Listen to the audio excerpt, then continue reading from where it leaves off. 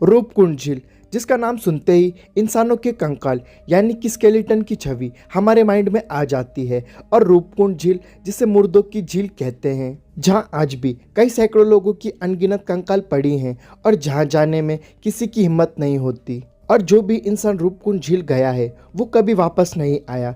आखिर क्या है रूपकुंड झील का रहस्य?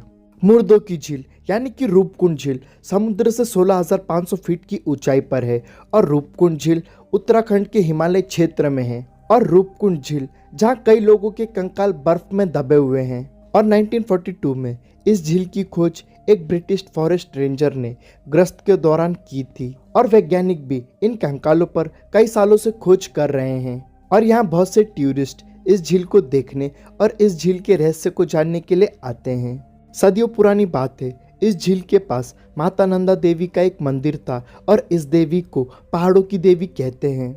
एक बार राजा और रानी ने माता नंदा देवी के दर्शन के लिए चल दिए और उन्होंने अपने साथ लावा लश्कर, धमा चौकड़ी, रांग रंग के साथ माता के दर्शन का सफर तय किया। और ये देखकर माता देवी गुस्सा हो गई और माता देवी उन पर बिजली बनकर गिर गई और पूरा लश्कर मौत के मुंह में चला गया। और कुछ लोग कहते हैं कि यहाँ के लोग किसी महामारी के शिकार हो गए थे और कुछ लोग कहते हैं कि यहाँ आर्मी के जवान बर्फ के तूफान में फंसकर मर गए थे।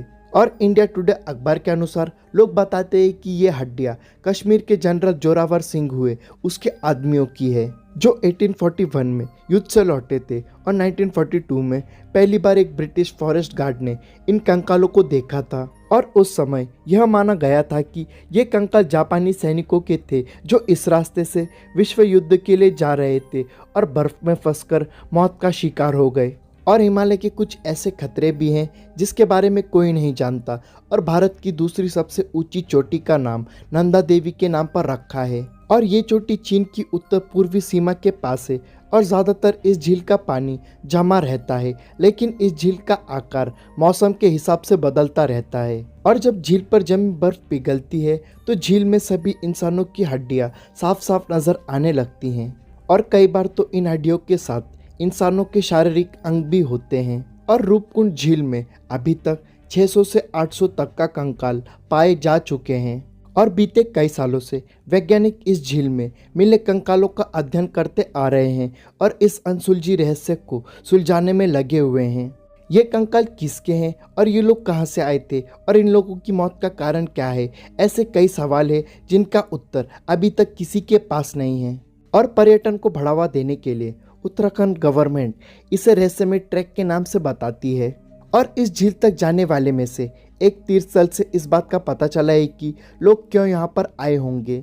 और अध्ययनों की बात माने तो इस इलाके में तीर्थ यात्रा के 19वीं सदी के आखिर तक कोई प्रामाणिक सबूत नहीं मिला है, लेकिन 8वीं-10वीं शताब्दी में स्थानीय मंदिरों में मिले शिलालेखों से पता चला है कि उस जमाने में यहाँ से लोग तीर्थ यात्रा करने के लिए जाते थे।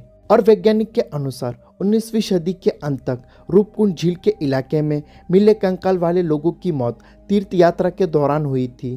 परंतु पूरी भूमध्य सागर क्षेत्र के लोग हिमालय की इतनी ज़्यादा ऊंची पहाड़ियों पर मौजूद रूपकुंड झील पर क्यों गए होंगे? इसका क्या कारण है? और इस बात की आशा कम है कि यूरोपीय लोग इतनी दूरी तय करके एक हिंदू तीर्थ यात्रा में भाग लेने रूपकुंड झील पहुंचे होंगे। और रूपकुंड झील से मिले कंकालों का अध्ययन करने से पता चला कि रूपकुंड झील पर मरने वाले लोगों की लंबाई सामान्य लोगों की लंबाई से ज़्यादा थी और मरने वाले में ज़्यादातर मध्यम उम्र के इंसान थे, जिनकी उम्र लगभग 35 से 40 के आसपास रही होगी। और साथ ही उम्र दराज महिलाओं के कंकाल भी रूपकुंड झील पर मिले, जिनकी स्वास्थ्य उस समय अच्छी थी, लेकिन किसी भी बच्चे का कंकाल नहीं मिला। और माना जाता है कि 9वीं सदी में आई किसी प्राकृतिक आपदा में इन लोगों की मौत हुई होगी। और रूपकुंड झील में मिले कंकालों का जेनेटिक स्टडी से मालूम हुआ है कि यह सभी लोग एक क्षेत्र से ना होकर अलग अलग क्षेत्र के रहने वाले थे। और यहाँ मिले कंकालों से एक जीन वाले लोगों का समूह आज के समय दक्षिण एशिया में रहने वाले लोगों का है और दूसरा जीन यूरोपीय लोगों से मिलता है। और मुख्य तौर पर यह लोग यूनान द्वीप लोगों जैसे हैं और दक्षिण एशिया से आए सभी लोग एक ही आबादी का हिस्सा नहीं लगते। और जेनेटिक स्टडी करने वाले वैज्ञानिक कहते हैं कि जेनेटिक के अनुसार रूपकुंड झील पर आए कुछ लोग उपमहाद्वीप के उत्तरी हिस्से के लोगों से मिलते जुलते हैं, जबकि कुछ अन्य लोग दक्षिणी हिस्से में रहने वाले लोगों से सामान्यता रखते हैं। और क्या ऐसा कहना सही होगा कि कई सौ साल पहले अलग अलग इलाके क्षेत्र के लोग छोटे छोटे समूहों में रूपकुंड झील पर घूमने के लिए आए होंगे और रूपकुंड झील पर जाने वाले रास्ते पर कोई भी हथियार या फिर व्यापार का कोई भी सामान नहीं मिला है, जिससे यह अनुमान लगाया जा सके कि रूपकुंड झील व्यापार के लिए उपयोग में लाने वाले रास्ते पर थी और यह लोग व्यापार के लिए यहाँ आए थे। और जेनेटिक स्टडी से यह पता चला है कि इन लोगों के शरीर में किसी भी प्रकार का कोई भी जीवाणु विषाणु नहीं मिला है, जिससे कि यह प्रामाणिक हो सके कि इनकी मौत किसी महामारी या प्राकृतिक आपदा के कारण नहीं हुई है। और एक अध्ययन के अनुसार बताया गया है कि रूपकुंड ट्रैक में मिले गए कंकालों में से कुछ कंकाल भारतीय सैनिकों के हैं जो 1841 में तिब्बत पर कब्जा करने की कोशिश में असफल हो गए थे और वापस लौट रहे थे, जिनमें से 70 अधिक सैनिक हिमालय की बर्फीली पहाड़ियों से वापस आ रहे थे, जिनकी इस रास्ते में मौत हो गई। और एक कहानी के अनुसार रूपकुंड झील पर शमशान घाट हो सकता है जहाँ किसी जमाने में लोगों को दफनाया जाता था।